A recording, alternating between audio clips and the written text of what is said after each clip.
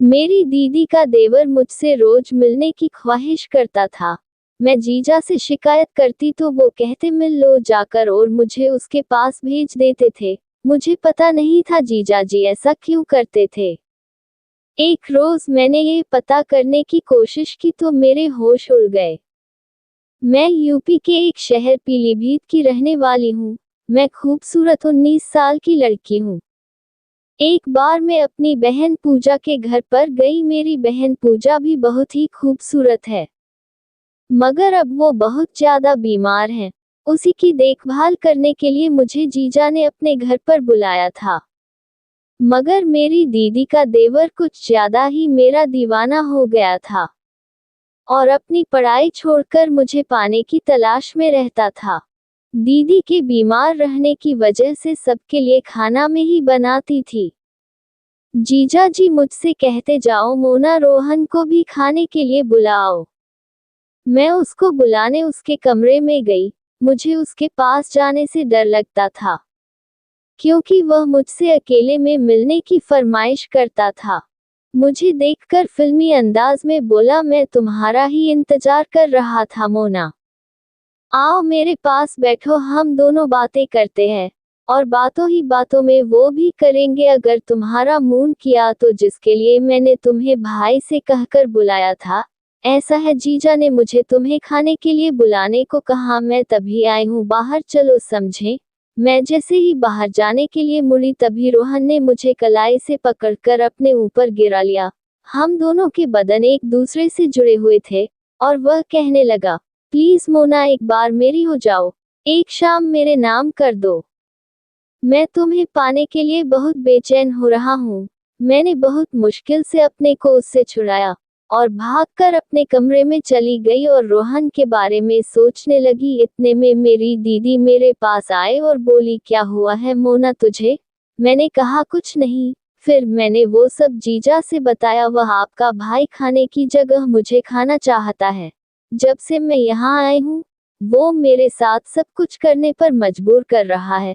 उसे समझाएं। मैंने जीजा को रोहन की शिकायत लगाई तो वह हंसकर बोले पागल तुम इतना डरती क्यों हो, रोहन के साथ कर लो मजा आएगा। मैं तुम्हारी शादी रोहन से करा दूंगा। मगर जीजा अगर किसी ने हमें करते हुए देख लिया और दीदी को मालूम हो गया तो, वो बोले तेरी दीदी को मैं समझा दूंगा। तुम जब मेरे भाई के साथ कर रही होगी तब मैं बाहर खड़े होकर पहरा दूंगा। मुझ पर भरोसा रखो। और फिर मुझे जीजा ने अपने भाई के कमरे में भेज दिया और बाहर से खुद ही दरवाजा बंद कर दिया। मुझे बहुत डर लग रहा था क्योंकि यह मेरा पहली बार था। पहली बार क्या होता है कैसे होता है मुझे नहीं पता था। रोहन मुझे अपने कमरे में देखकर बहुत ही खुश होने लगा और फिर मुझे अपनी बाहों में लेकर बैठ गया और फिर मेरे ऊपर आकर मेरे साथ खेलने लगा। मुझे बहुत तकलीफ हो रही थी। उसने मुझे 2 घंटे बाद अपनी मर्जी से छोड़ा था। मेरी हालत बहुत खराब हो गई थी। ठीक से चला भी नहीं जा रहा था।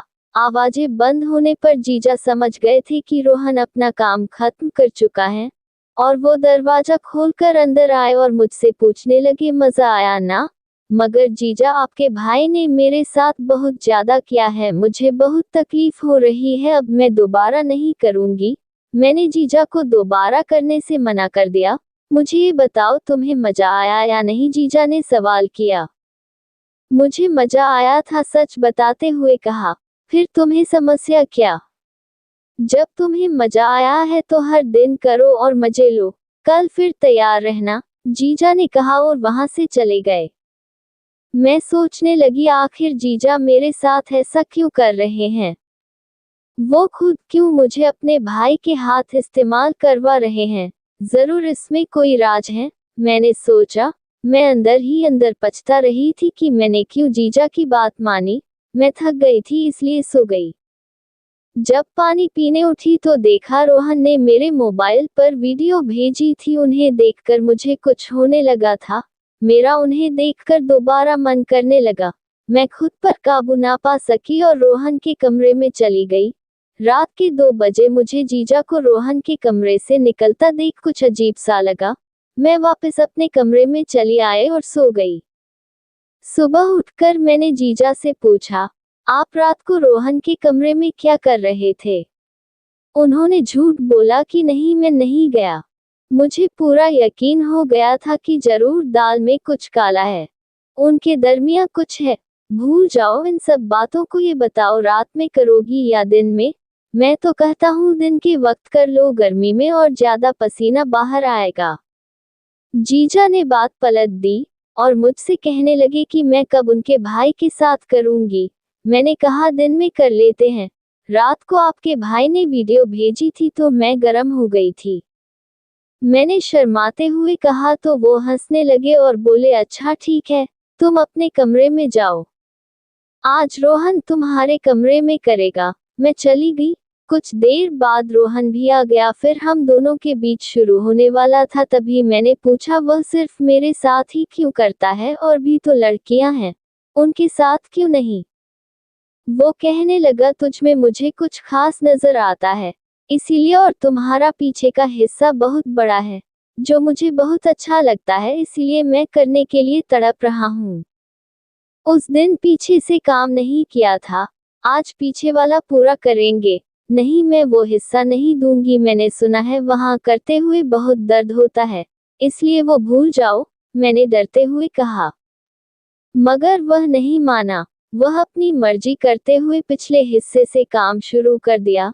मैंने जीजा को आवाज देना शुरू कर दी कि वह मुझे इस जुल्म से बचा ले, मगर उन्होंने मेरी एक न सुनी। आज 3 घंटे बाद उसने मुझे छोड़ा। मेरी हालत बहुत खराब थी।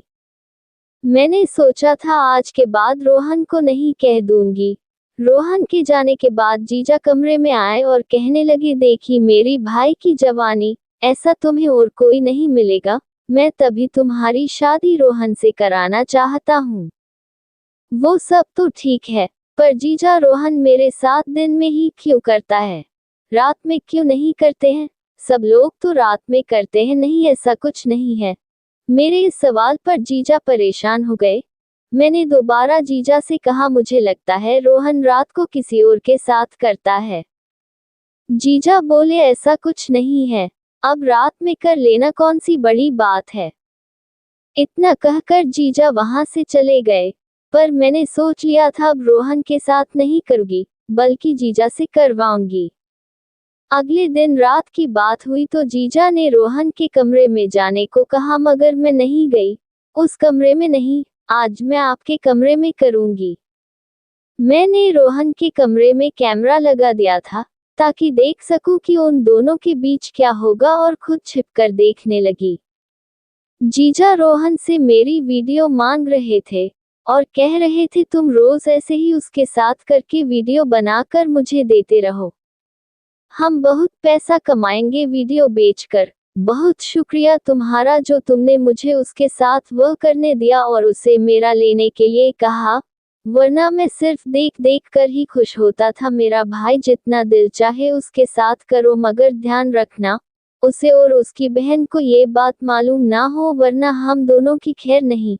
मोना का इस्तेमाल करने के बाद अपने रास्ते से हटा देंगे ताकि किसी को शक ना हो। उन दोनों की बातें सुनकर मेरी आंखें नम हो गई, मगर मैं उस समय खामोश रही। अपना मोबाइल हासिल करने के बाद मैंने वह वीडियो रिकॉर्डिंग उन दोनों को सुनाए और पुलिस के पास जाने लगी, मगर मेरी दीदी ने मेरे पैर पकड़ लिए और बोली, पुलिस को कुछ मत बताना। मेरी दीदी बहुत डर गई थी, उनकी जान बचाने के लिए उसने मेरी शादी अपने देवर से करवा दी। अगर मैं समझदारी से काम नहीं लेती तो उन दोनों भाइयों के हाथों बर्बाद हो जाती और किसी को मुंह दिखाने लायक ना रहती। और दीदी ने जीजा को समझाकर मेरी शादी रोहन से करवा दी। अब मैं रोहन की पत्नी बनकर उसे खूब सबक सिखा रही हूँ।